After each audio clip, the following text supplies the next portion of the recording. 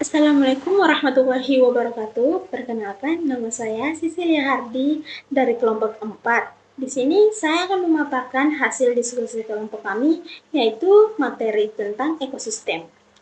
Apa itu ekosistem? Ekosistem adalah hubungan timbal balik antara makhluk hidup biotik dan lingkungan tidak hidup, yaitu abiotik, yang saling memengaruhi dalam suatu tempat. Semua komponen di dalam oksigen bekerja sama sehingga kehidupan dapat berlangsung dengan seimbang.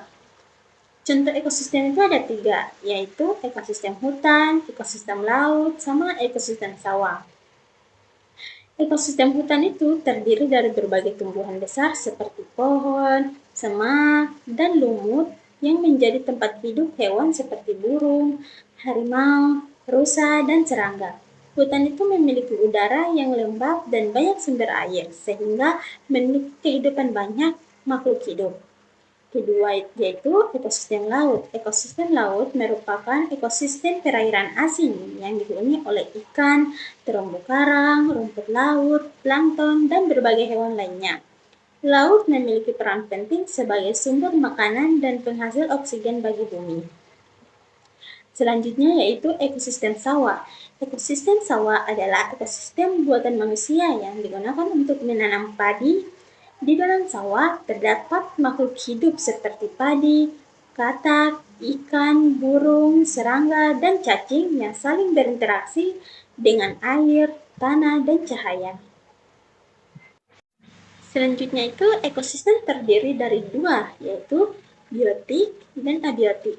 Komponen biotik itu adalah semua makhluk hidup seperti tumbuhan, hewan, manusia, jamur, dan bakteri itu saling berinteraksi di lingkungan. Komponen biotik memiliki peran masing-masing dalam menjaga keseimbangan ekosistem. Dan abiotik itu, komponen abiotik adalah benda tidak hidup seperti air, tanah, udara, cahaya matahari, suhu, dan batuan yang mendukung kehidupan makhluk hidup dan ekosistem. Komponen biotik. Komponen biotik itu terbagi atas 3, yaitu produsen, konsumen, dan penguraian. Produsen adalah organisme yang mampu membuat makanan sendiri melalui proses fotosintesis. Produsen menjadi sumber energi utama bagi makhluk hidup lain dalam rantai makanan.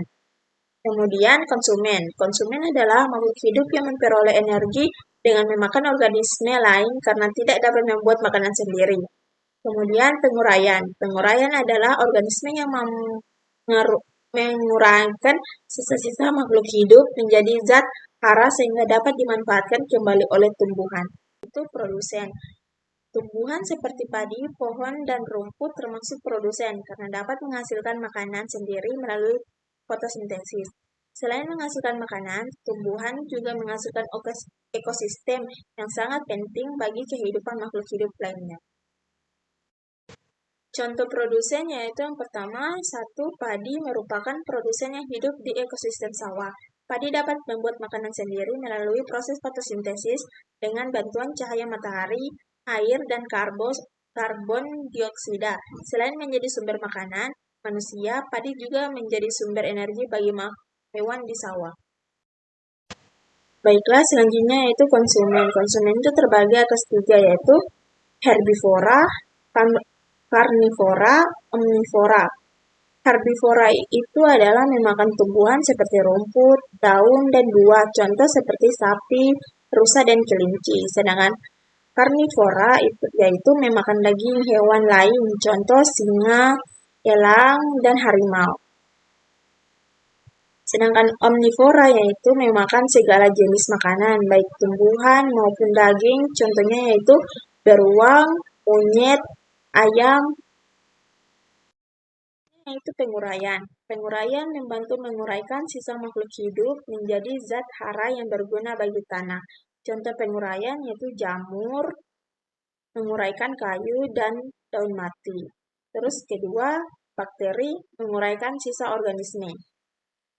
Peran penting penguraian yaitu 1. Mendaur ulang nutrisi ke dalam tanah, 2. Menjaga kesuburan ekosistem, 3. Membersihkan sisa-sisa organisme mati, dan 4. Membantu siklus kehidupan berlanjut. Selanjutnya yaitu komponen abiotik.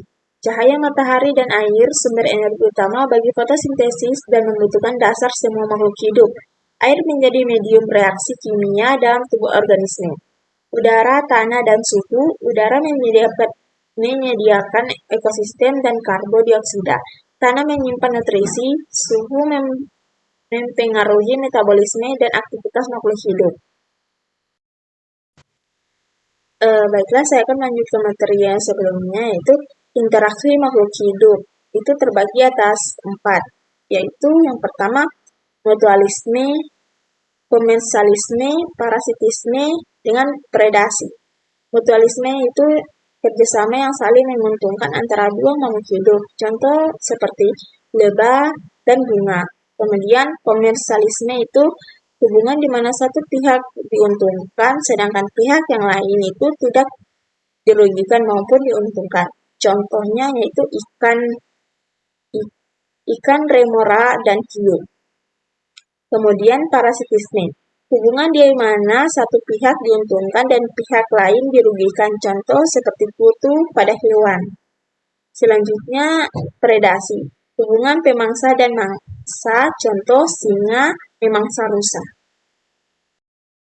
Selanjutnya yaitu rantai makanan.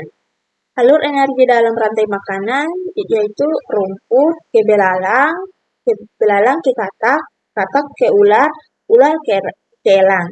Energi mengalir dari produsen atau tumbuhan ke konsumen tingkat pertama, kedua, dan seterusnya. Kemudian perpindahan energi berpindah dari satu makhluk hidup ke makhluk hidup lain. Setiap tingkatan disebut tingkat trofik, energi berkurang di setiap perpindahan. Selanjutnya yaitu jaringan-jaringan makanan. Jaringan-jaringan makanan menunjukkan hubungan makanan yang kompleks dalam ekosistem. Berbeda dengan rantai makanan yang linear, jaringan-jaringan makanan memperlihatkan banyak jalur perpindahan energi. Contoh hubungan dalam jaringan-jaringan makanan yaitu rumput dimakan tikus dan belalang, tikus dimakan ular dan belalang, ular dimakan elang, belalang dimakan katak dan tikus. Semua organisme saling berhubungan membentuk jaringan kehidupan yang kompleks.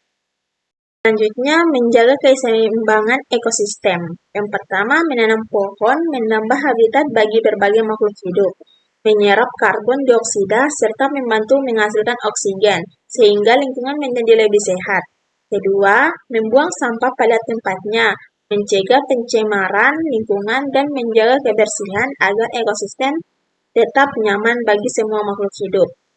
Terus yang ketiga, mengurangi polusi, menjaga kualitas udara, air, dan tanah, sehingga tidak membahayakan kesehatan manusia maupun organisme lain. Terus yang keempat, menjaga hewan dan tumbuhan, melindungi keanekaragaman hayati agar keseimbangan ekosistem tetap terjaga dan tidak terjadi kepunahan spesies. Selanjutnya yaitu materi terakhir, kesimpulan. Ekosistem terdiri dari komponen biotik, makhluk hidup, dan abiotik benda tidak hidup yang saling berhubungan. Semua makhluk hidup saling berinteraksi melalui rantai makanan, jaringan-jaringan makanan, dan berbagai bentuk simbiosis. Keseimbangan ekosistem harus dijaga agar kehidupan tetap lestari. Alam yang sehat membuat kehidupan lebih baik. Sekian dari saya. Assalamualaikum warahmatullahi wabarakatuh.